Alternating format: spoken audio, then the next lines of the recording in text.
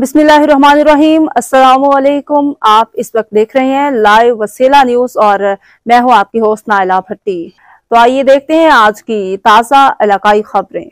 रायविंड शहर की हालत जार सीवरेज के गंदे पानी की निकासियात न होने की वजह से गलियों में गंदे पानी और कचरे से नालियों का निशान तक खत्म हो गया। न ही आज तक किसी बल्दिया के ऑफिसर या वासा की टीम के एहलकार ने इस मसले पर तवज्जो दी।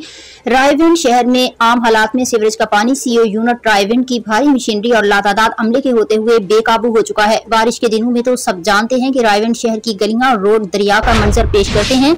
अभी हम बात करते हैं सिनेमा रोड की। अल-फजर स्कूल के सामने मेन चौक पर सीवरेज का पानी कई दिनों से जमा है, जिसकी वजह से नमाजियों, स्कूल, दफ्तर के बच्चे, बच्चियों और आम लोगों का गुजरना बहुत मुश्किल हो चुका है। DCO Lahore, assistant commissioner Raiwind और इंतजामिया सीवरेज के इस मसले को फौरी हल करवाएं ताकि डेंगू, मलेरिया और बहुत सी मोहलिक बीमारियों का गढ़ खत्म हो सके। रिपोर्ट सीईओ लाइव वसीला न्यूज, रजिस्टर्ड राना मोहम्मद जमान जोया।